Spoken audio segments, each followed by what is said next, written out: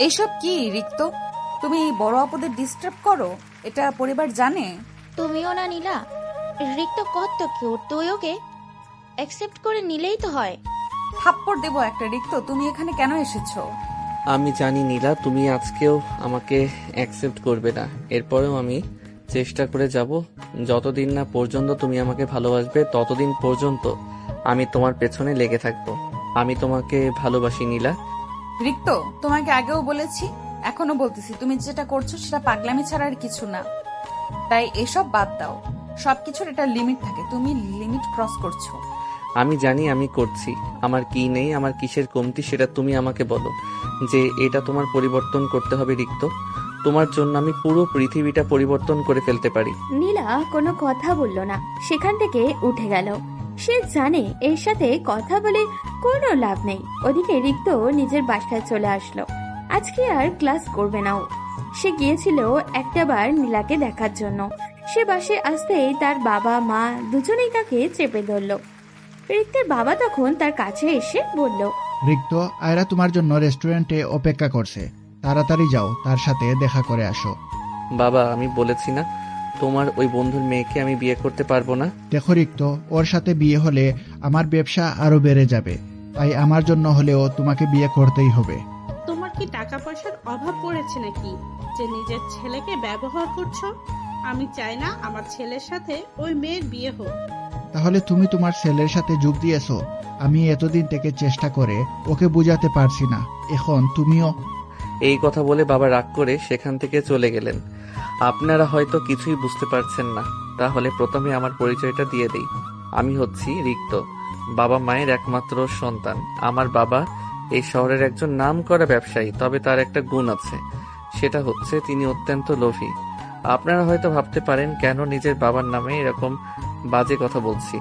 তাহলে শুনুন, আজকে সকালে যখন ঘুম থেকে উঠলাম তখন তিনি আমাকে ডেকে নিয়ে গিয়ে বললেন, তোমাকে আমি বলছিলাম না আমার বন্ধুর মেয়ের কথা, আমি তার সাথে তোমার বিয়ে দিতে চাই, তুমি আজকে ওর সাথে দেখা করবে। এই কথা শোনার পর তো রিক্তর মাথায় আকাশ ভেঙে পড়ল। তার পক্ষে ওই মেয়েকে বিয়ে করা সম্ভব নয়, কারণ সে অন্য একজনকে ভালোবাসে। তার কথা কিভাবে নিজের বাবাকে বলবে?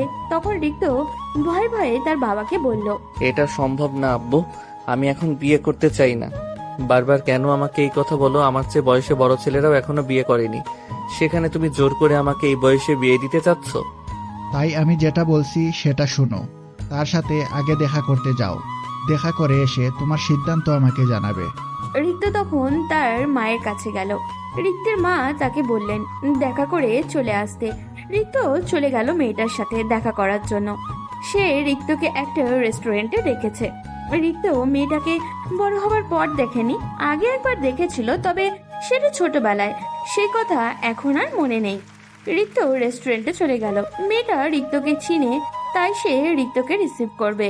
রিক্ত তখন রেস্টুরেন্টে গিয়ে চারপাশে দেখতে লাগলো। কিছুক্ষণ পর একটা মেয়ে দেখলো তার দিকেই এগিয়ে আসছে, তার পিছনে আরো দুইটা ছেলে। রিক্ত কিছুই বুঝতে পারলো না। মেয়েটার পরনে শর্ট জিন্স আর হাত কাটা একটা টি শার্ট। সে রিক্তের সামনে এসে বলল, হ্যালো রিক্ত, কেমন আছো? এই কথা শোনার পর তো রিক্তের মাথা ঘুরতে শুরু করলো। রিক্ত মেয়েটার দিকে তাকিয়ে আছে। রিক্ত ভাবছে এটা যদি তার বাবার বন্ধুর মেয়ে হয় তাহলে তার জীবন নষ্ট হয়ে যাবে।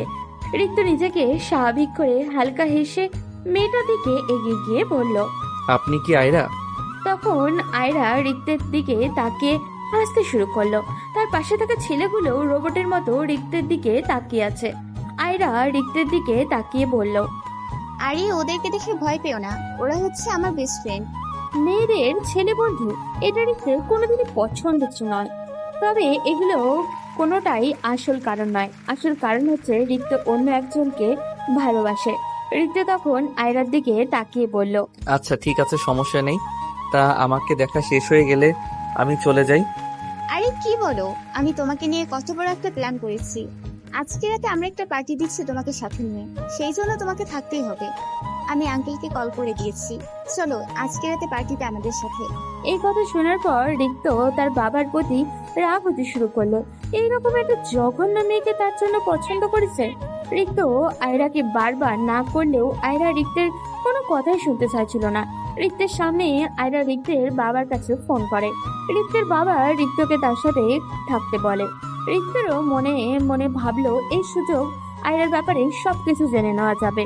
আয়রার সাথে থাকা ছেলেগুলোকে দেখে রিক্তের মনেই হচ্ছিল না যে এগুলো আয়রার বন্ধু।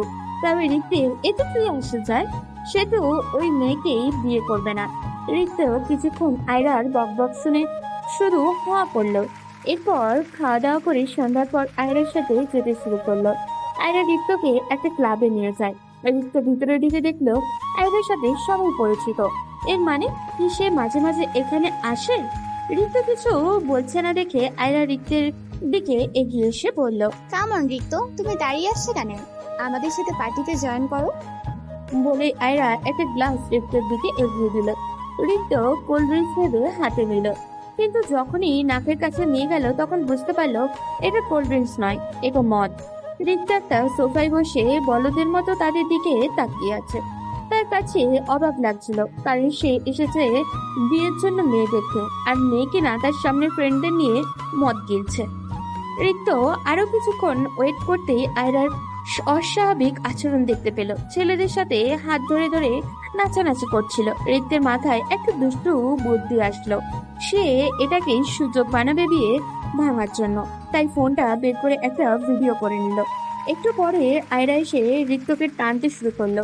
রিক্ত আয়রার সাথে রেসপন্স করলো, কিন্তু আয়রা রিক্তকে নিয়ে একটা রুমে গেল।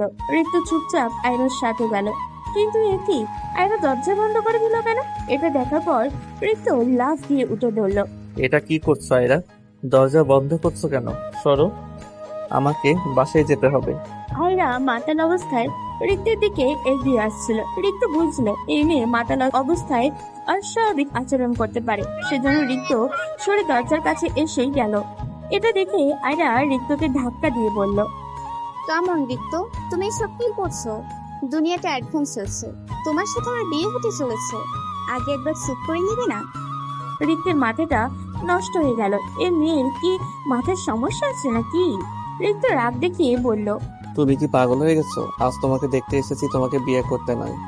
তুমি এরকম করছো কেন? তোমাকে পছন্দ হলো কিনা সেটা আমার ব্যাপার, আমি আমার বাসায় গিয়ে সেটা জানাবো, কিন্তু তুমি এরকম করতে পারো না।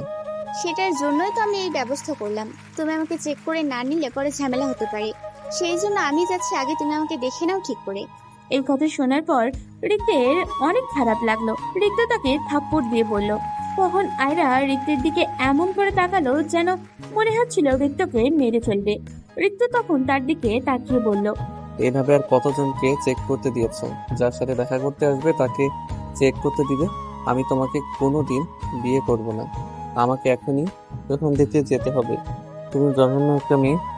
দেখো রিক্ত, আমি তোমার সাথে ভালো ব্যবহার করছি বলে তুমি যা মনে হয় তা বলে যাবে, এটা মেনে নেব না। তুমি আমাকে থাপ্পড় মেরেছো, আজ পর্যন্ত কেউ আমার গায়ে হাত তুলতে পারেনি, সেই জায়গায় তুমি আমার গালে থাপ্পড় মেরেছো। তোমাকে আমি চাইলে শেষ করে দিতে পারি, বাইরে আমার বন্ধুরা দাঁড়িয়ে আছে। রিক্ত তখন রাগে গা জ্বলে উঠলো। সে আয়রার গালে আরো একটা কষিয়ে থাপ্পড় দিল। এরপর বলল, তোমার যত বন্ধু বান্ধব আছে সবাইকে নিয়ে আসো, দেখবো কারা তোমাকে বাঁচাতে পারে। তোমার সঙ্গে থাকতে আমার এখন ঘৃণা হচ্ছে। এই কথা বলে রিক্ত সেখান থেকে চলে আসলো। রিক্ত বাসায় এসে তার মায়ের কাছে সব বলল। তখন রিক্তের মাও বেশ অবাক হলেন। রিক্ত সিদ্ধান্ত নিয়েই ফেলেছে, এই মেয়েটাকে ও কোনোভাবেই বিয়ে করা যাবে না। যদি বিয়ে করে তাহলে তার নিজের জীবন যেমন নষ্ট হবে, এর সাথে তার পরিবারকেও সারা জীবন আফসোস করতে হবে। এর পরের ঘটনা তো আপনারা জানেন। ওদিকে আয়রা তখন বাসায় ফিরে গিয়ে চিৎকার করতে শুরু করেছে। এটা দেখে তার বাবা ইমরান সাহেব এগিয়ে এসে বললেন, কি ব্যাপার মামুনি, কি হয়েছে? বাবা তুমি জানো, আজকে রিক্ত আমায় থাপ্পড় মেরেছে। আমি ওকে নিয়ে গিয়েছিলাম পার্টিতে, তখন তাকে বললাম আমাকে একটু চেক করে নাও, পরে ঝামেলা হতে পারে, সেই জন্য সে রেগে গিয়ে আমাকে থাপ্পড় মেরেছে। আচ্ছা ঠিক আছে, আমি ওর বাবার সাথে কথা বলবো। হয়তো ও এসব পছন্দ করে না, কিন্তু তুমি কেন ওর সাথে এরকম করতে গেলে? এরকম যদি করে তাহলে আমি ওকে বিয়ে করব না। আমি ওর ভালোর জন্য এটা করেছিলাম, কিন্তু আমার সাথে খারাপ ব্যবহার করেছে। বলে সে রুমের মধ্যে চলে গেল। ইমরান সাহেব অফিসে চলে আসলেন। অফিসে আসার পর রিক্তের বাবার সাথে দেখা হলো। তখন তিনি রিক্তর বাবাকে বললেন, আরিফ, তোর ছেলে এই কাজটা কিভাবে করতে পারলো? আমি আমার মেয়েকে পাঠালাম তোর ছেলের সাথে দেখা করার জন্য, কিন্তু তোর ছেলে আমার মেয়েকে খারাপ কথা বলেছে। এখন আয়রা অনেক রেগে গেছে, সে বিয়ে করবে না বলে দিয়েছে। কি বলবো বলো? আমি আমার ছেলের সাথে কথা বলছি, সেও ঠিক এরকম কথা বলছে। আমি দেখছি কি করা যায়, আমি ওকে বোঝানোর চেষ্টা করছি। দেখ আরিফ, তোর সাথে আমার অনেক পুরনো ব্যবসায়িক সম্পর্ক। এই সম্পর্ক আরো ভালো করার জন্য এই কাজটা করতে গিয়েছিলাম, কিন্তু তোর ছেলে যদি এরকম করতে থাকে তাহলে এটা কোনোদিনও সম্ভব নয়। তাই তুই তোর ছেলেকে বোঝা, আর একদিন যদি এরকম ব্যবহার করে তাহলে কিন্তু অনেক খারাপ হয়ে যাবে। তোকে এসব নিয়ে কোনো চিন্তা করতে হবে না, আমি বোঝানোর চেষ্টা করছি ওকে, আর কখনো রিক্ত এরকম কাজ করবে না। রিক্তের বাবা চিন্তায় পড়ে গেলেন কিভাবে তাকে রাজি করাবেন। পরের দিন রিক্ত ভার্সিটিতে যাওয়ার পর অপেক্ষা করছে কখন নীলা আসবে, কিন্তু তার কোনো খবরই নেই। রিক্ত মেয়েটাকে অনেক ভালোবাসে, কিন্তু সে রিক্তকে পাত্তাও দেয় না। এটা দেখে রিক্ত বিরক্ত হয় না, বরং নীলার প্রতি আরো বেশি মুগ্ধ হয়। নীলার বাবা ছোটখাটো একটা বেসরকারি ব্যাংকে চাকরি করেন, বয়স হয়ে গেছে। নীলা সবসময় ছেলেদের থেকে দূরে থাকার চেষ্টা করে। এইরকম একটা মেয়ে রিক্ত তার জীবনে চায়, কিন্তু সে তার বাবাকে বললে তার বাবা কোনোদিনও রাজি হবে না। সেজন্য রিক্ত তার বাবাকে বলতে পারে না। ওইদিকে রিক্তের বাবা কিছু লোকজনকে লাগিয়ে দিয়েছে রিক্তের পেছনে, যারা রিক্তের ব্যাপারে ইনফরমেশন জোগাড় করছে। রিক্ত কারোর সাথে সম্পর্কে আছে কিনা সেটা জানার জন্য, কারণ রিক্তের বাবা বুঝতে পেরেছে রিক্ত সাধারণত তার কথা মেনে নেওয়ার মতো ছেলেও নয়। রিক্ত অপেক্ষা করলো অনেকক্ষণ, কিন্তু এরপরও যখন নীলা আসলো না তখন রিক্তের চিন্তা হতে শুরু করলো। নীলা আসছে না কেন? বস্তুটি নীলা কখনো মিস করে না। রিক্ত নীলার বান্ধবী রিমার কাছে কল করলো, কারণ নীলার কোনো ফোন নেই।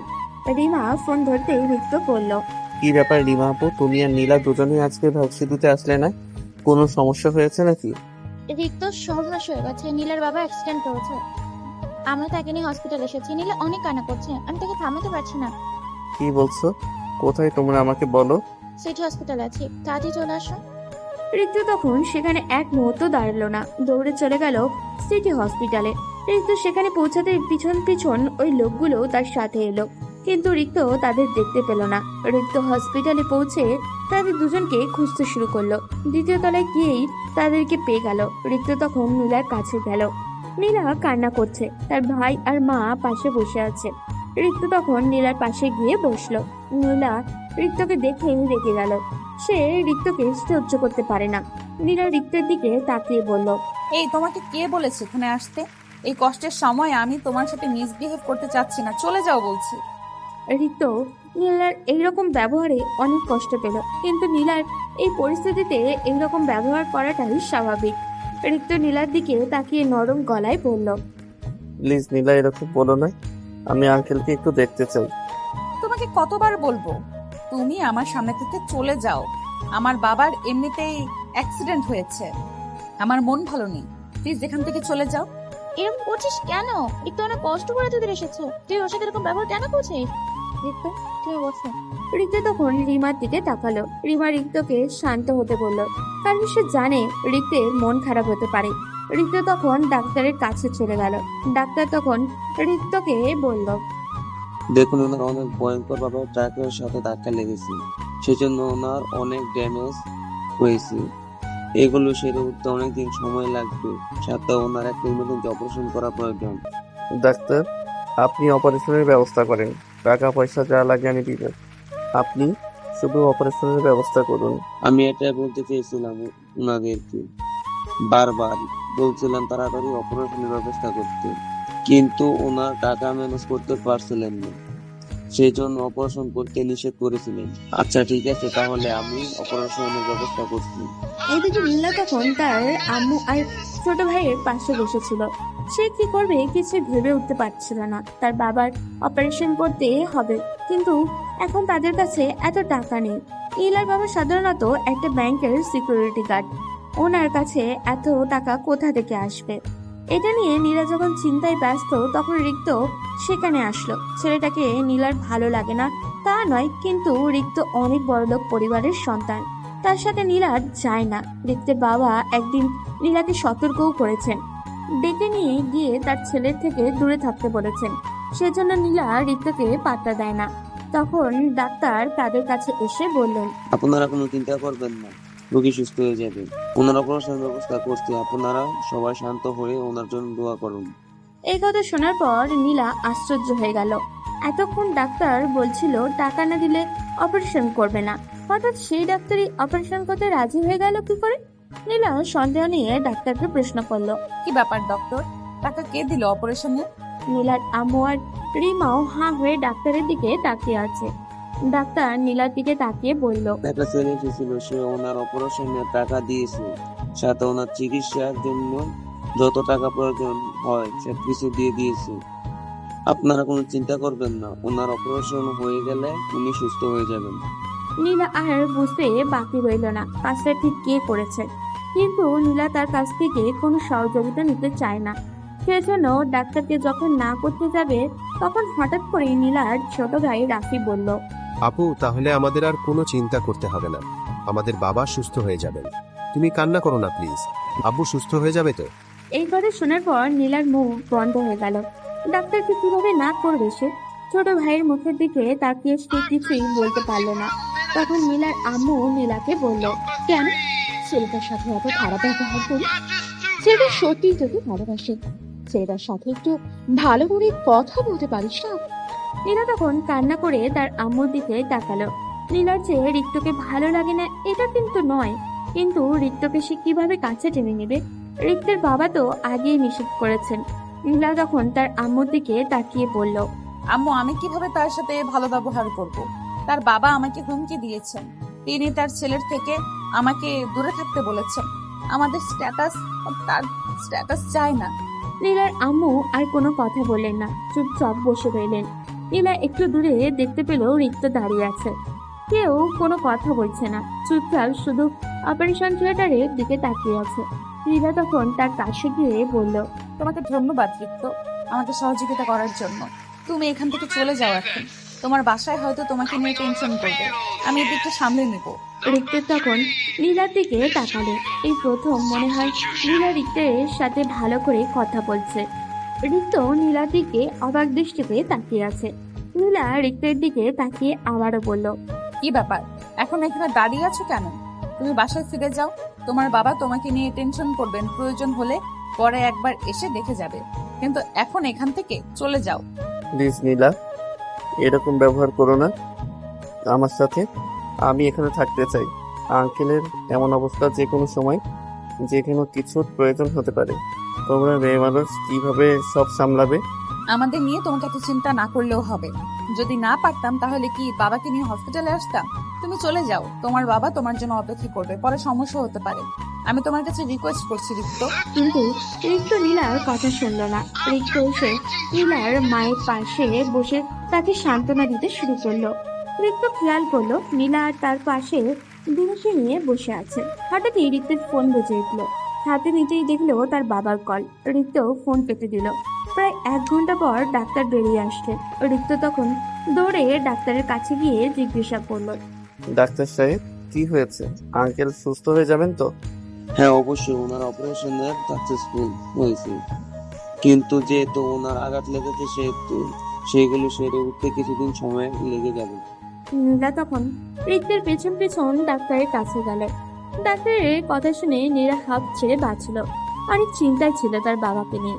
এখন কিছুটা হলেও চিন্তা মুক্ত হলো ও। কিন্তু তাদের পরিবারের একমাত্র উপার্জনের মাধ্যম হচ্ছে নীলার বাবা। নীলার বাবা যদি চাকরি করতে না পারে তাহলে পরিবারটা চলবে কি করে? কিন্তু এইসব চিন্তা এখন নীলার মাথায় আসছে না। এখন সে শুধু তার বাবার সুস্থতার বিষয়ে চিন্তা করছে। রিক্ত তখন নীলার ভাই রাফির কাছে গেল। ছেলেটা সকাল থেকে কিচ্ছু খায়নি। রাফি রিক্তের সাথে দেখা করেছে আগে। তার স্কুলে মাঝে মাঝে রিক্ত যেত। সরাসরি নীলাকে কিছু দেওয়ার সাহস না থাকায় রাফিকে দিয়ে নীলার কাছে বিভিন্ন গিফট পাঠাতো, কিন্তু নীলা সেটা নিত না, আবার ফিরিয়ে দিত। কিন্তু রিক্ত রাফির কাছে তার জন্য গিফট পাঠাতো। রিক্ত রাফিকে বলল, রাফি, তুমি মনে হয় সকাল থেকে কিছুই খাওনি। আমার সাথে চলো, তোমাকে খাবার কিনে দেই। ভাইয়া শুধু আমি না, আমাদের এখানকার কেউ খাবার খায়নি। তুমি কিনে দিলে সবাইকে কিনে দিতে হবে, আমি একা খাবো না। রিক্ত তখন রাফির দিকে তাকিয়ে মুচকি হাসলো, কিন্তু নীলা পেছনে দাঁড়িয়ে ছিল, সেটা তারা কেউ দেখতে পায়নি। নীলা তখন তার ভাইয়ের হাত ধরে বলল, তোর এত খাবার খাওয়ার শখ হলে আমাকে বললি না কেন? একটা অপরিচিত লোককে কেন খাবারের কথা বলছিস? রিক্তের অনেক কষ্ট হলো, নীলা তাকে অপরিচিত বলছে। রাফিও মন খারাপ করে ফেলেছে। রিক্ত তখন তার দিকে তাকিয়ে বলল, রাফি, এসব কথায় কান দিও না, তুমি আমার সাথে চলো। আর রিক্ত তখন রাফিকে জোর করে নিয়ে গেল। এরপর তাদের সবার জন্য খাবার কিনে নিয়ে আসলো, কিন্তু নীলা কিছুতেই খেতে চাইছিল না।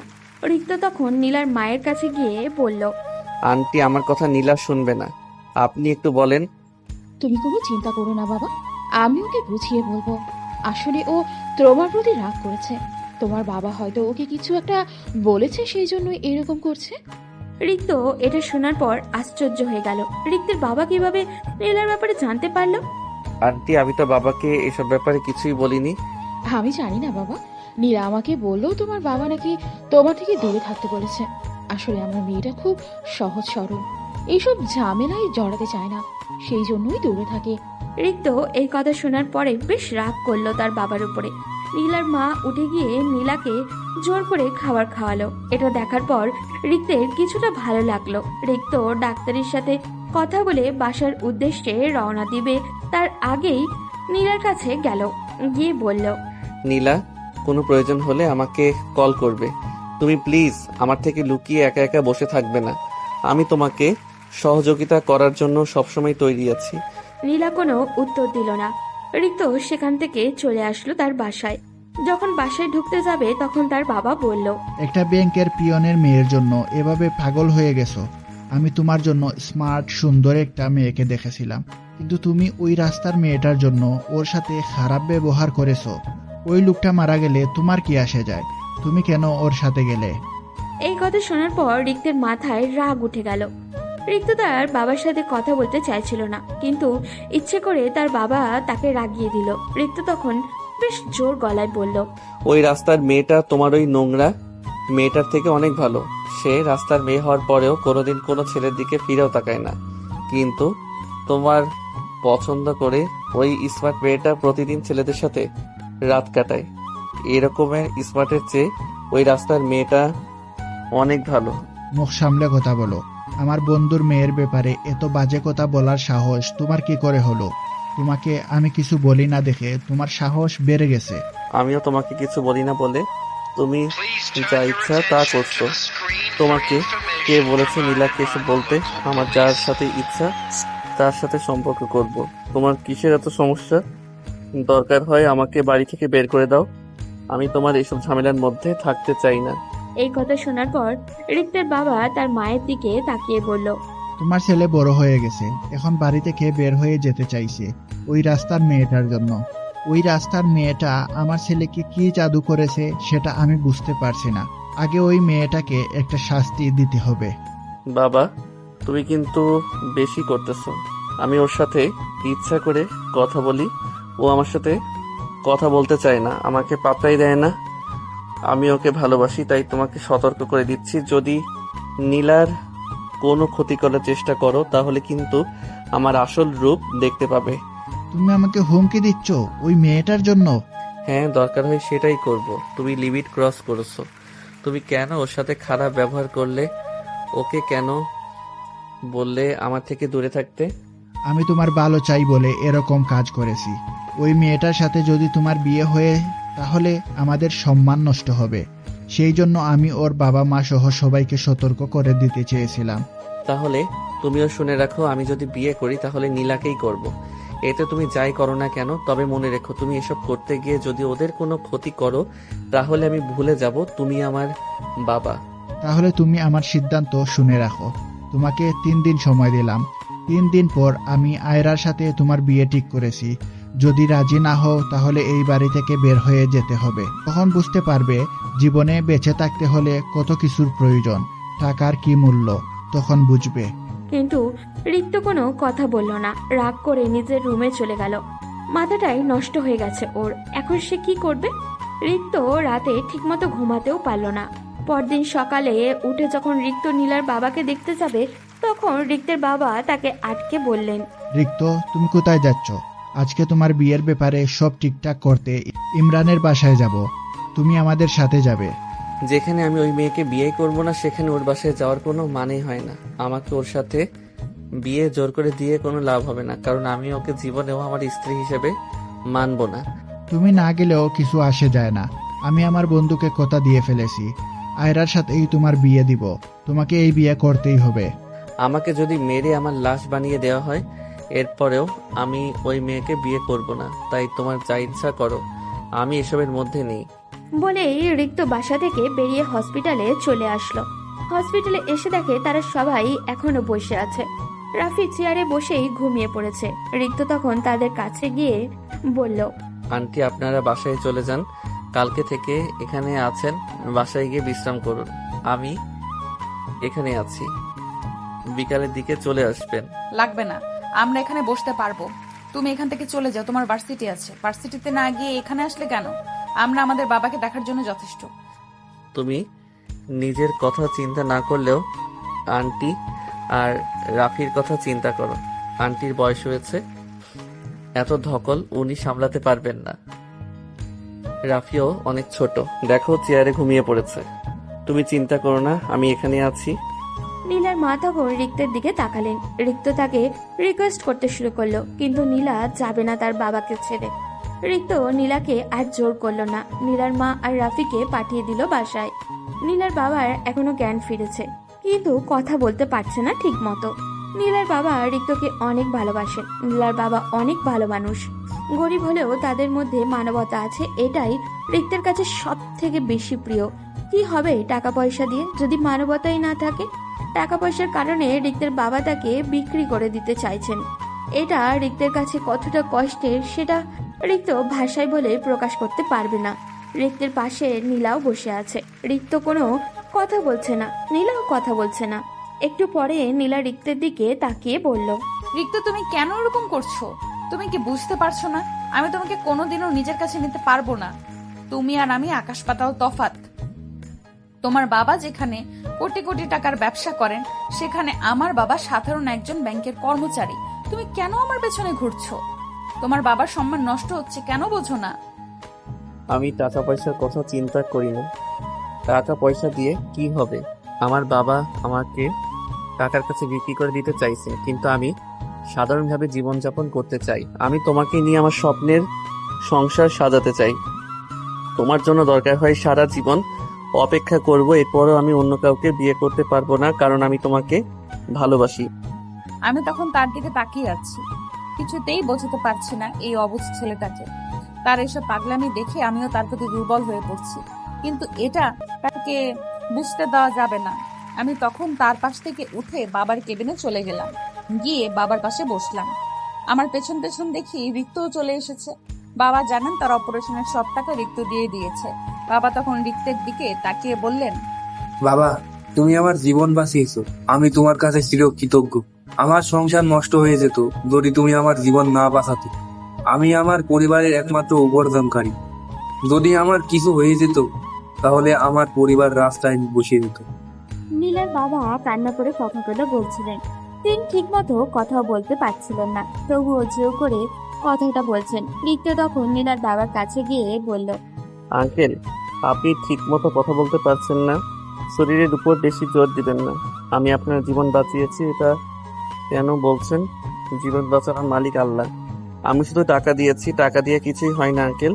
আমি আপনার সন্তানের মতো, আপনার কিছু হয়ে গেলে আমারও কষ্ট হতো। নীলার বাবা রিক্তের হাত ধরে শুয়ে রইলেন। রিক্ত নীলার বাবার ওখানে আরো কিছুক্ষণ বসলো, কিন্তু ভিতরে ভিতরে চিন্তা করছিল তার বাবাকে নিয়ে। তার বাবা কি করবে সেটা রিক্ত জানে না।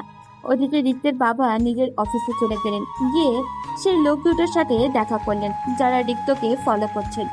রিক্তের বাবা তখন তাদের একজনের দিকে তাকিয়ে বললেন, মিরাজ, যে করেই হোক আমার ছেলেকে ওখান থেকে ফিরিয়ে আনতে হবে। ওই মেয়েটা আমার ছেলেকে জাদু করেছে, ওদের হাত থেকে আমার ছেলেকে বাঁচাতে হবে। কিন্তু স্যার, আমার সেটা মনে হচ্ছে না। আপনার ছেলে ইচ্ছা করে ওই মেয়েটার কাছে যাচ্ছে। আমি মেয়েটার খোঁজ নিয়েছি। আপনার ছেলে সব সময় মেয়েটার পেছনে ঘোরে, কিন্তু মেয়েটা তাকে পাত্তাই দেয় না। এসব আমি বিশ্বাস করি না। ওই মেয়েটা নিজের সৌন্দর্য দিয়ে আমার ছেলেকে পাগল করে দিয়েছে। আমার ছেলেকে ওই জায়গা থেকে ফিরিয়ে আনতে হবে, না হলে আমার সবকিছু শেষ হয়ে যাবে। এখন আপনি কি করতে চাইছেন স্যার? আমার ওই মেয়েটার সাথে দেখা করতে হবে। ওই মেয়েটাকে আবার সতর্ক করতে হবে যাতে আমার ছেলে থেকে দূরে থাকে, না হলে আমি ওকে শেষ করে দিব। কিন্তু আমার কাছে এটা বোকামি মনে হয়। আপনি এই কাজ করলে আপনার ছেলে আপনার উপর আরো বেশি রেগে যাবে। পরে আপনি আপনার ছেলেকে সামলাতে পারবেন না। আপনি আগে আপনার ছেলেকে সামলান, উনার বিয়ের ব্যবস্থা করেন, এরপরে উনি এমনিতেই ঠিক হয়ে যাবেন। ওদিকে রিক্ত এখনো হসপিটালে বসে আছে। একটু পর রিমা আসলে, এসে রিক্তকে বসে থাকতে দেখে বলল, ঋতু, তুমি যে এতদিন থেকে নীলার পেছনে ঘুরছো, নীলা তো তোমাকে পাত্তা দিচ্ছে না। তুমি এখন কি করবে? নীলার মনে হয় না তোমাকে কোনোদিন মেনে নেবে। আমি জানি না কি হবে। আমার বাবা জোর করে আমার বিয়ে ঠিক করেছে তার বন্ধুর মেয়ের সাথে। মেয়েটা অনেক খারাপ। যদি ওই মেয়েটার সাথে আমার বিয়ে হয় তাহলে আমার জীবন নষ্ট হয়ে যাবে। আমি কিছুতেই ওই মেয়েটাকে বিয়ে করতে পারবো না। কি বলছো ঋতু? তোমার বিয়ে ঠিক হয়ে গেছে, নীলা তোমাকে মেনে নেবে না, আর তোমার বাবা জোর করে তোমাকে অন্য মেয়ের সাথে বিয়ে দিয়ে দেবে। আমিও এটা নিয়ে চিন্তায় আছি। তবে বাবা যদি আমাকে জোর করে ওই মেয়েটার সাথে বিয়ে দেয় তাহলে আমি বাড়ি থেকে বের হয়ে আসবো। ওই মেয়েটা খুব খারাপ, অনেক ছেলের সাথে তার সম্পর্ক আছে। সত্যি তোমার কোনো জবাব নেই ঋতু। অন্য কোনো ছেলে হলে এতদিনে নীলাকে পেলে অন্য মেয়ের পথে পেরে যেত। রিক্ত তখন শুধু মুচকি হাসি দিল। আর কি করার আছে তার? দেখতে দেখতে দুপুর হয়ে গেল। রিক্ত তখন নীলার কাছে গিয়ে বলল, এভাবে বসে আছো কেন? দুপুরের খাবার খাবে না? এভাবে যদি না খেয়ে থাকো তাহলে তোমার শরীর খারাপ করবে। না, আমার খিদে নেই, তুমি গিয়ে খেয়ে আসো। এভাবে না খেয়ে থাকলে অসুস্থ হয়ে পড়বে। চলো আমার সাথে। বলে রিক্ত নীলাকে জোর করে টেনে বাইরে একটা রেস্টুরেন্টে নিয়ে গেল। নীলা বারবার আপত্তি করলে জোর করে রিক্ত তাকে লাঞ্চ করালো। এরপর আবারও হসপিটালে এসে বসে রইল। বিকালের দিকে নীলার মা চলে আসলো। এসে রিক্তকে দেখে বলল, বাবা তোমাকে কি বলে যে কৃতজ্ঞতা প্রকাশ করবো ভাষা খুঁজে পাচ্ছি না। আমার মেয়েটার এত অবহেলা সহ্য করেও তুমি আমাদের পরিবারের পাশে দাঁড়িয়েছো। আন্টি, আপনি কোনো চিন্তা করবেন না। একদিন নীলা আমার ভালোবাসা ঠিকই বুঝতে পারবে, এটা আমার বিশ্বাস। তবে নীলা যদি আমাকে কোনোদিন মেনে নাও নেয় তবু আমি আপনাদের পাশে সব সময় থাকবো। আপনারা যে কোনো প্রয়োজনে আমাকে কল করবেন। রিক্ত নীলার মায়ের কাছ থেকে বিদায় নিয়ে বাসায় ফিরে আসলো। বাসায় এসে তার মাকে সব খুলে বলল। রিক্তের আম্মু সবসময় তাকে সাপোর্ট করেন। তার আম্মুও চান না আয়রার সাথে রিক্তের বিয়ে হোক। ওদিকে রিক্তের বাবা তার বিয়ের সব ব্যবস্থা করে ফেলেছেন। ওদিকে নীলা তখন বসে বসে রিক্তের কথায় চিন্তা করছিল। ছেলেটা কেন এরকম করছে? নীলা কেন তাকে বোঝাতে পারছে না? নীলাকে চিন্তা করতে দেখে রিমা এসে তার পাশে বসলো। এরপর নীলার কাঁধে হাত রেখে বলল, তুই কেন ঋতুর সাথে এরকম করছিস? ছেলেটা তোকে সত্যিই ভালোবাসে। এত সমস্যার মধ্যে আছে, এরপরও তোর সাথে কত ভালো ব্যবহার করে। অন্য কোনো ছেলে হলে এতদিন অন্য মেয়ের পেছনে পড়ে যেত। এই কথা শুরু থেকে শোনার পর নীলার কিছুটাও চিন্তা হলো। রিক তো কি সমস্যার মধ্যে আছে? নীলা তখন রিমার দিকে তাকিয়ে বলল, ওর আবার কি সমস্যা? ওদের টাকা পয়সার কোনো অভাব আছে নাকি? সমস্যার সমাধান করার জন্য ওরা টাকা ব্যবহার করবে। এই সমস্যাটা টাকার সমস্যার চেয়ে আরো বড়। ওর বাবা জোর করে তার বন্ধু মেয়ের সাথে ঋতুর বিয়ে ঠিক করেছে। ওই মেয়েটাকে ঋতু বিয়ে করতে চাচ্ছে না। এখন ছেলেটা কত টেনশনের মধ্যে আছে, বুঝতে পারছিস তুই? এই কথা শোনার পর অজান্তেই নীলার মনটা আরো বেশি খারাপ হয়ে গেল। নীলা কেন এরকম হচ্ছে সে বুঝতে পারছে না।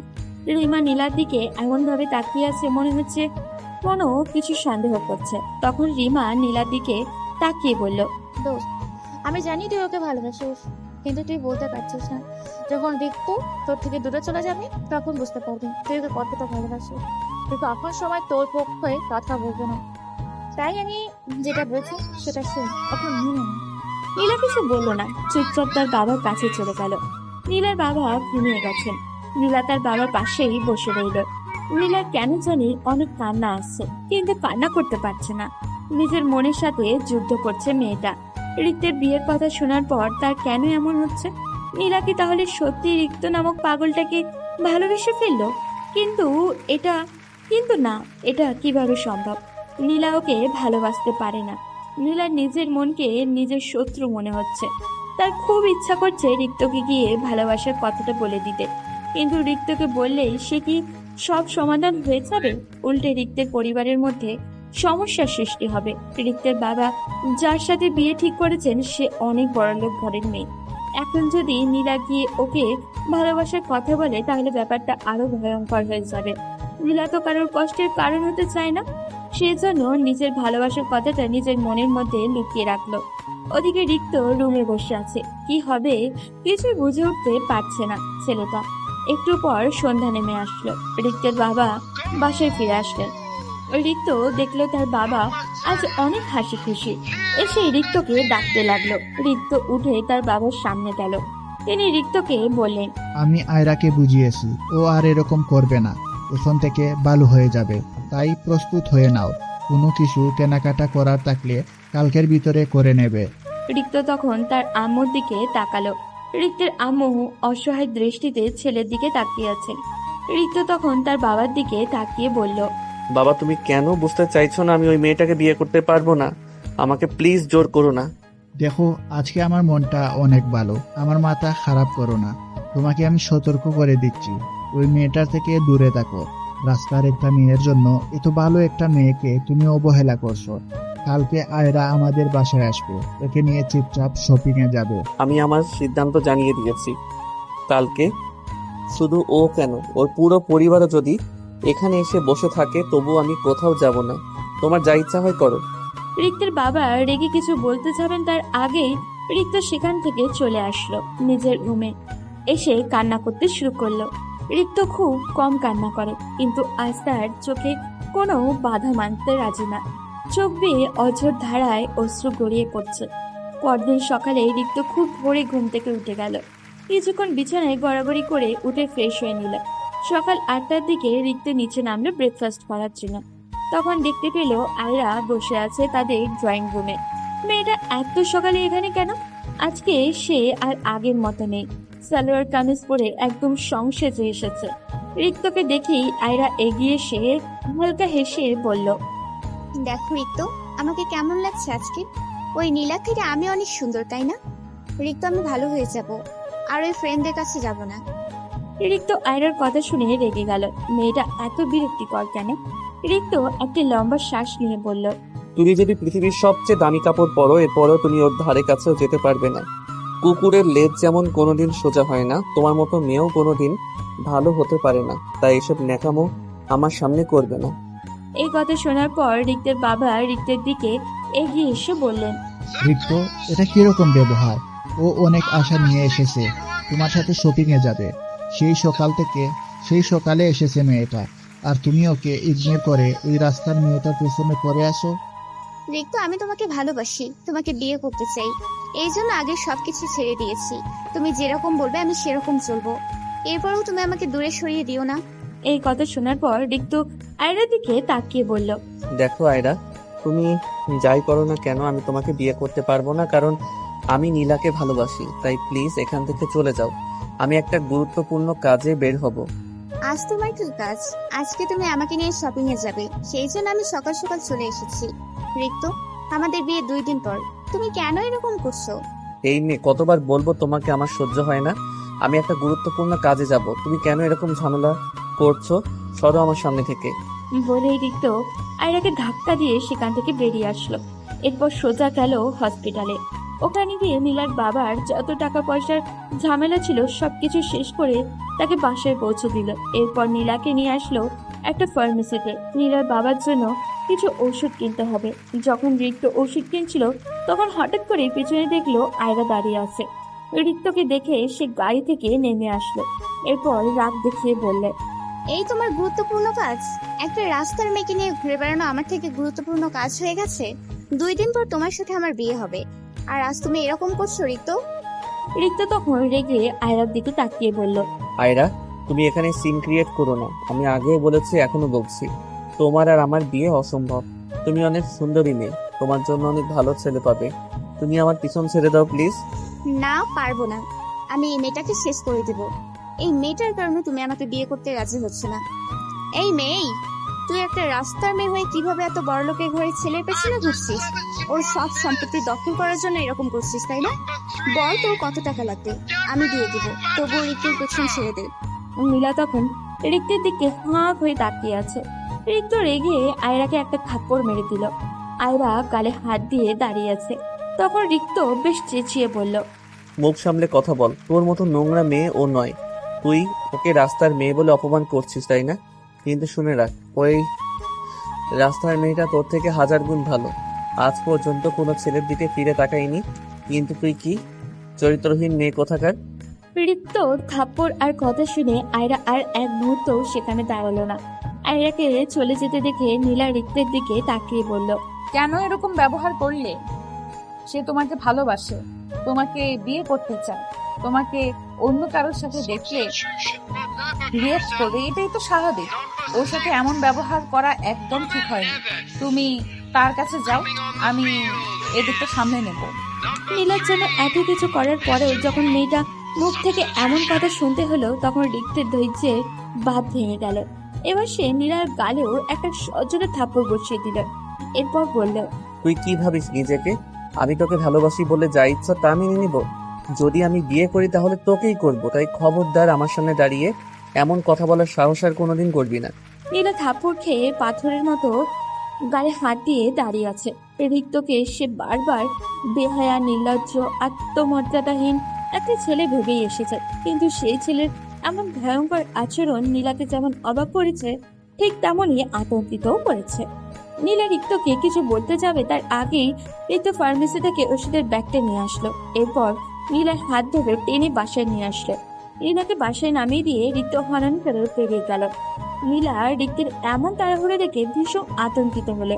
এখন কি করবে এই উন্মাদ ছেলেটা? ওদিকে রিক্ত নীলাকে রেখে বাসায় ফিরল। ঘরে প্রবেশ করতে যাবে তখন তার বাবা বলল, তোমার এই বাড়িতে কোনো জায়গা নেই। তোমাকে আমার সন্তান বলে আর কোনোদিন পরিচয় দিব না।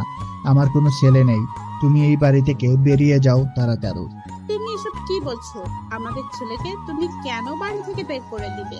যদি তুমি বেশি কথা বলো তাহলে তোমাকেও বাড়ি থেকে বের করে দিব। এই বাড়িতে ও রুমে গিয়ে শুয়ে পড়ল, কিন্তু কেন জানি তার কষ্ট হচ্ছে। নিশাকে এভাবে থাপ্পড় মারা তার কোনো মতেই ঠিক হয়নি, কারণ নিশা তার বয়সে বড়।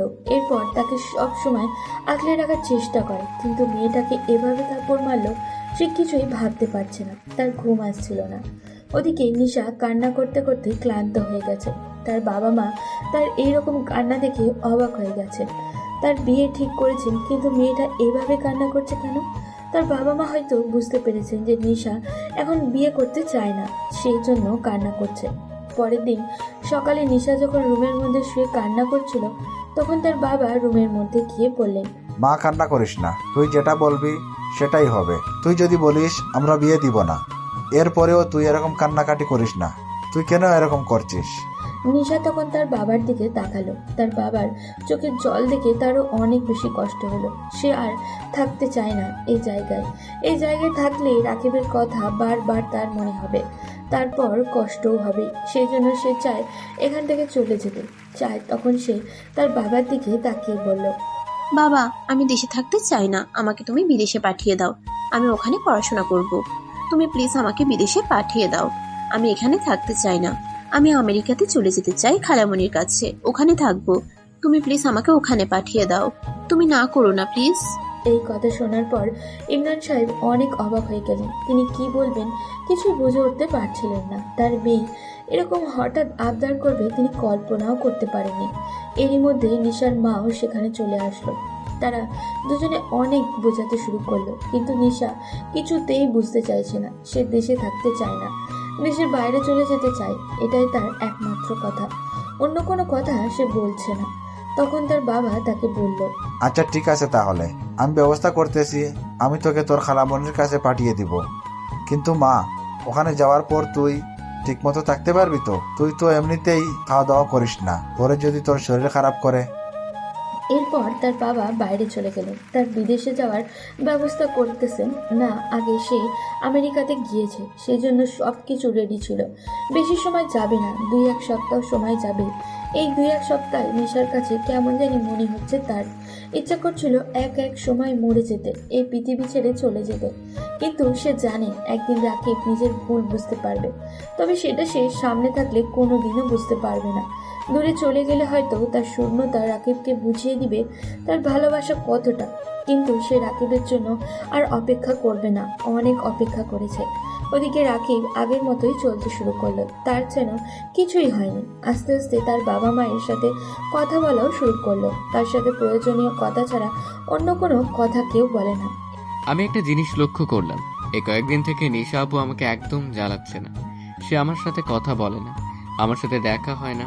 আগে আমাদের বাসায় এসে পড়ে থাকতো, কিন্তু এখন আমাদের বাসায় আসে না। কেন এরকম করে সেটা আমি বুঝতে পারি না। আগে সে না আসলে আমার অনেক ভালো লাগতো, কিন্তু এই কয়েকদিনে একটা না আসার কারণে কিছু একটা শূন্যতা মনে হচ্ছে। কিন্তু আমি সেগুলোকে পাত্তা দিলাম না। আমি আমার মতো সময় কাটাতে শুরু করলাম। আজকে হঠাৎ বাসায় যাওয়ার পর দেখলাম নিশা আপু এসেছে। এটা দেখার পর আমি রুমের মধ্যে চলে গেলাম। যখন খাবার খেতে বসেছি তখন দেখলাম সবাই মন খারাপ করে বসে আছে। এটা কেন হচ্ছে আমি বুঝতে পারছি না। আমি তখন খাবার খেয়ে রুমের মধ্যে চলে গেলাম। একটু পর নিশা আপু আমার রুমের মধ্যে আসলো। আমি তখন কোনো কথা বলছি না, তার দিকে তাকিয়ে আছি। সে কান্না করছে, এটা আমি স্পষ্ট দেখতে পাচ্ছি। আমার থেকে লুকিয়ে কান্না করার চেষ্টা করছে। তখন সে আমার দিকে তাকিয়ে বলল, রাকিব, আমি তোকে অনেক জ্বালাই, অনেক কষ্ট দেই, তাই না রে? আমি চলে যাচ্ছি, আর তোকে জ্বালাবো না। আমি আর তোকে কোনো কষ্ট দেব না। এই কথা শোনার পর রাকিবের খারাপ লাগতে শুরু করলো। মেয়েটা এরকম করে কথা বলছিল, ভেতরটা ফেটে কথাগুলো বের হয়ে আসছিল। রাকিব তখন তার দিকে তাকিয়ে বলল, কি ব্যাপার, হঠাৎ করে সিদ্ধান্ত নিলে কেন? তুমি তো এই দেশেই ভালো আছো, আমেরিকাতে যাওয়ার কি দরকার? না, আমি কারো কষ্টের কারণ হয়ে থাকতে চাই না। কেউ আমার জন্য বিশৃঙ্খলা সৃষ্টি করুক, কেউ আমার জন্য নিজের স্বপ্নকে শেষ করে ফেলুক, এরকম আমি চাই না। সবাই সুখে থাকুক, এটাই চাই। আমি কারোর পথে কাঁটা হতে চাই না, সেজন্য চলে যাচ্ছি। ভালো বলেই সে বেরিয়ে চলে গেল। আমি তখন তার যাওয়ার দিকে তাকিয়ে আছি। কি করব কিছুই বুঝতে পারছি না। সে এভাবে চলে গেল, সে কান্না করছিল। আমি তার কান্নাও থামাতে পারলাম না, তাকেও থামাতে পারলাম না। আমি তখন মনে মনে কিছুটা হলেও খুশি হলাম, কারণ এখন আর সে আমাকে জ্বালাতে পারবে না। এখন বাবা মায়ের কাছে আর কেউ বেচার দিতে পারবে না। আপুকে দেখলাম কান্না করতে করতে প্রায় বেহুশ হয়ে গেছে। আমারও খারাপ লাগলো, কিন্তু মুখের মধ্যে কিছু একটা আটকে গেছে, মনে হচ্ছে কোনো কথা বলতে পারছি না। সে বাড়ি থেকে বেরিয়ে গেল, বাড়ির মধ্যে একটা অশান্তি চলে আসলো। আমি তখন রাকিবের বাসা থেকে বের হয়ে আসলাম। আমি ভাবছিলাম একটাবার যদি আমাকে জড়িয়ে ধরে বলতো, তুমি থেকে যাও বাসায়, তোমাকে সামনে দেখতে চাই, তুমি থেকে যাও, এই দেশে আমি তোমার জ্বালাতন সহ্য করব। তাহলে আমি নিশ্চয়ই এই দেশে থাকতাম। হয়তো তাকে জ্বালাতাম না, কিন্তু এই দেশে থাকতাম। কিন্তু একটাবারও এই দেশে থাকার কথা বললো না, শুধু ভদ্রতার খাতিরে বলল কেন চলে যাবে। আমার অনেক কষ্ট হলো, কিন্তু সেখান থেকে বের হয়ে চলে আসলাম আমার বাসায়। বাবা সবকিছুই ব্যবস্থা করে ফেলেছেন। এভাবে আরো কয়েকদিন কেটে গেল। আজকে আমি চলে যাচ্ছি আমেরিকাতে, কিন্তু কারোর সাথে দেখা করলাম না, কারণ দেখা করলে কষ্ট আরো বেশি হয়ে যাবে। আমার কারণে কেউ কষ্ট করুক, এটা আমি চাই না। সেই জন্য একা একাই চলে আসলাম এয়ারপোর্টে। বাবা মা জোর করে আসতে চেয়েছিলেন, কিন্তু আমি তাদেরকে রেখে এসেছি। বিমানের মধ্যে বসে আছি। নিজের দেশের মাটি ছেড়ে চলে যেতে হবে বিদেশে, যেখানে কাউকে চিনি না, শুধু নিজের কয়েকজন আপন আছে। তাদের সাথে তেমন আগে কোনো কথা হতো না, মাঝে মাঝে শুধু সম্পর্কের খাতিরে কথা হতো। এই কথাগুলোর মাঝে কোনো ভালোবাসা ছিল না, কিন্তু এখন তাদেরকে আপন করে নিতে হবে। খুব কষ্ট হচ্ছিল নিজের দেশ ছেড়ে চলে আসতে, কিন্তু পারছিলাম না দেশে থাকতে। বিমান আকাশে উঠতে শুরু করলো। আকাশের দিকে তাকালাম, আকাশটা কত বিশাল। এই আকাশের মতো যদি রাকিব আমাকে ভালোবাসতো, তাহলে হয়তো তার বুকে নিজের চিরদিনের ঠিকানা বানিয়ে নিতাম। এসব চিন্তা করছিলাম, কিন্তু একজনকে ভালোবেসেছি, তাকে ভালোবেসে নিজের জীবনটা কাটাবো। আমি না হয় নিঃস্বার্থ প্রেমিকের মতো এই নিষ্ঠুর পৃথিবীতে বেঁচে থাকলাম। কেউ হয়তো আমাকে ভালোবাসবে না, কিন্তু আমি না হয় দূর থেকেই ভালোবেসে যাব।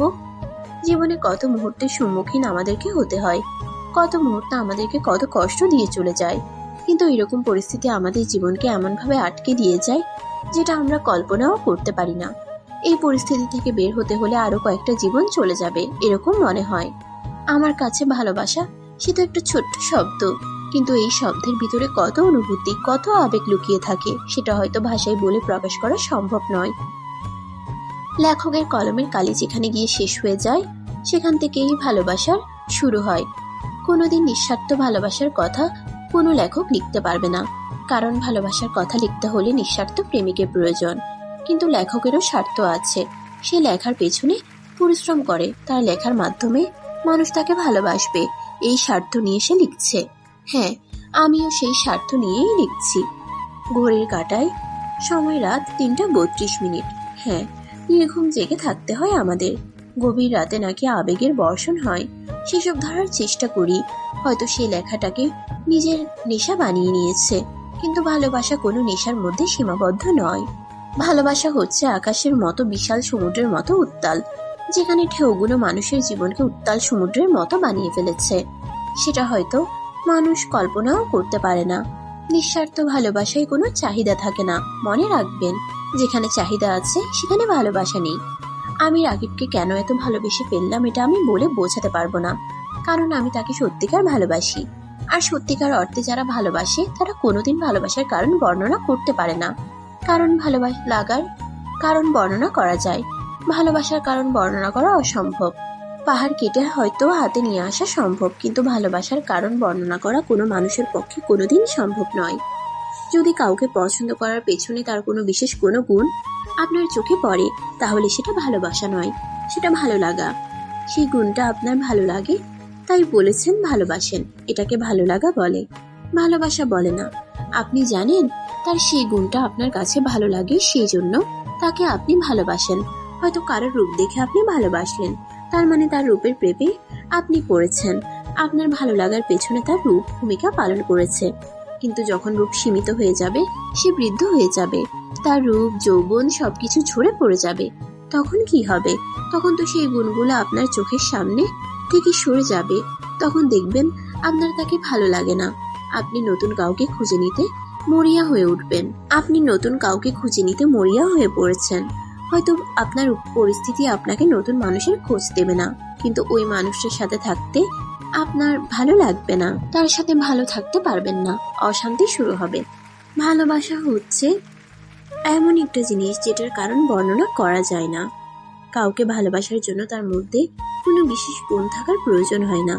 তাকে ভালোবাসার পেছনে তার প্রতিটা জিনিস আপনার ভালো লাগতে হবে। যে অভ্যাসের কারণে মানুষ তাকে অপছন্দ করে, আপনাকে সেই অভ্যাসটাকেই ভালোবাসতে হবে, কারণ এটা তার অভ্যাস। তাকে মানিয়ে নিতে হলে এগুলো আপনাকে মানিয়ে নিতে হবে। প্রত্যেকটা জিনিসের একটা বিপরীত প্রতিক্রিয়া থাকে, কিন্তু ভালোবাসার কোনো বিপরীত প্রতিক্রিয়া নেই। ভালোবাসার তুলনা ভালোবাসার মাধ্যমেই হয়। তাই কোনো মানুষ, কোনো লেখক কোনোদিন ভালোবাসার কোনো কাহিনী লিখতে পারবে না। লেখকের কাছে হয়তো বইয়ের সমাহার থাকবে, তার কাছে হয়তো অনেক শব্দ থাকবে সুন্দর সুন্দর, কিন্তু সেই শব্দের মাধ্যমে ভালোবাসার অনুমান সে কোনোদিনও করতে পারবে না। এটা আমি বিশ্বাস করি, সেজন্য দূরে চলে আসলাম। আমি জানি না রাকিব কোনোদিন আমার জীবনে বর্ষার মেঘের মতো আবার ঝরে পড়বে কিনা, কোনোদিন তাকে শ্রাবণের সেই নীল আকাশের মধ্যে সাদা মেঘের মতো আমার আশেপাশে ঘুরতে দেখবো কিনা জানি না। বসন্তের মতো তার মিষ্টি শুভসে আমি মুগ্ধ হব কিনা। তবে সে যদি ভালো থাকে তাহলে আমি গ্রীষ্মের সেই কড়া রোদেও নিজেকে বিলিয়ে দিতে রাজি। ভালো থাকুক আমার প্রিয় মানুষগুলো, ভালো থাকুক তাদের স্বপ্নগুলো। আমেরিকাতে পৌঁছে যায়। অনেক জার্নি করে এসেছে নিশা, শরীরটা ভীষণ ক্লান্ত। সে এরকম জোরে চলে এসেছে কারণ তার বাবার পছন্দ করা ছেলেকে সে বিয়ে করতে চায় না। সেই ছেলেটাকে বিয়ে করলে হয়তো সে মিথ্যা প্রতিশ্রুতি দিতে পারত, কিন্তু সে চায়নি ছেলেটাকে মিথ্যা প্রতিশ্রুতি দিয়ে, কারণ সে একজনকে ভালোবাসে। হয়তো পরিবারের চাপে পড়ে সে ছেলেটাকে বিয়ে করে নিবে, তবে ছেলেটার জীবন নষ্ট হয়ে যেত। হয়তো ছেলেটার সাথে সংসারও করতে পারত, তাদের বাচ্চাও হতো, কিন্তু ভিতরে কোনোদিন শান্তি চলে আসতো না। কারণ কাউকে কথা দিয়ে নিজের জীবনের মধ্যে জড়িয়ে ফেলাটা বড্ড সহজ, কিন্তু সেই কথাটা ধরে রাখা বড্ড কঠিন। যদি আপনি নদীর কিনারে দাঁড়িয়ে কাউকে কথা দেন তাকে পার করে দিবেন, এরপর যদি তাকে মাঝপথে নিয়ে ছেড়ে দেন তাহলে তার বেঁচে থাকাটা অসম্ভব। কিন্তু যদি আপনি তাকে এই কথাটা না দিয়ে আগেই বলে দেন যে আমি নৌকা চালাতে পারি না, তাহলে সে হয়তো এই বিপদে পড়তই না। তাই কাউকে কথা দেওয়ার আগে 1000 বার ভাববেন সে কথাটা রাখতে পারবেন কিনা, কারণ আপনি কাউকে কথা দিয়েছেন, সে হয়তো এই কথাটা নিজের স্বপ্ন বানিয়ে ফেলে স্বপ্নের নতুন রূপ দিতে শুরু করেছে, কিন্তু আপনার কথা তো আপনি রাখতে পারলেন না। এরপরে তার জীবনে কি হবে চিন্তা করেছেন কখনো? কাউকে পরিবারের চাপে পড়ে বিয়ে করে নিলেন, এরপর আপনাদের সন্তানও হলো। এরপর তার সাথে আপনার মনোমালিন্য শুরু হলো। আপনার পিছনের ভালোবাসার কথাগুলো আপনার মনে হতে শুরু করলো। আর তখন তার সাথে আপনার থাকতে ভালো লাগে না। তখন সেই সন্তানের কি হবে? তার বাবা মায়ের আদর ভালোবাসা থেকে বঞ্চিত হলো, জীবনে কিছুই করতে পারলো না। তাই পরিবারের চাপে পড়ে কাউকে বিয়ে করার কোনো প্রয়োজন নেই। হয়তো জোর করে বিয়ে দিবে, তখন আপনি তাকে সত্যি কথাটা বলে দিবেন। মিথ্যা কথা বলে তার সাথে মিথ্যা সংসার সাজাবেন না, মিথ্যা অভিনয় করবেন না। হে, বর্তমান পরিস্থিতিতে এই রকমই হচ্ছে, হাজারো সংসার ভেঙে যাচ্ছে এই রকম কারণেই। এরপর সেই সন্তানদের কান্না করতে করতে বড় হতে হয়। সেই সন্তানগুলো বড় হয়ে কি করবে? তারা ছোটবেলা থেকে দেখে এসেছে বাবা মা তাদেরকে অবহেলা করেছে। আপনি যখন বৃদ্ধ হয়ে যাবেন তখন তারা কি আপনাকে সেবা করবে? আপনারা জায়গা বৃদ্ধাশ্রমে হবে না তো কোথায় হবে? আপনি কি করেছেন তাদের জন্য যে আপনি ভালো কিছু আশা করতে পারেন? মনে রাখবেন, আপনি সেটাই ফিরে পাবেন যেটা আপনি করেছেন। আপনি তাদেরকে ছোটবেলায় ভালোবাসেননি, আদর ভালোবাসা থেকে বঞ্চিত করেছেন। বৃদ্ধ অবস্থায় তারা আপনাকে ভালোবাসবে এটা আশা করা তো বিলাসিতা করার মতনই। তাই জীবনে চলার পথে কথাগুলো খুবই গুরুত্বপূর্ণ। গল্পের প্রথম সিজনটি এখানেই শেষ করছি। গল্পটি আপনাদের কেমন লেগেছে অবশ্যই কমেন্ট করে জানান এবং খুব শীঘ্রই গল্পের দ্বিতীয় সিজনটি আপলোড দিব।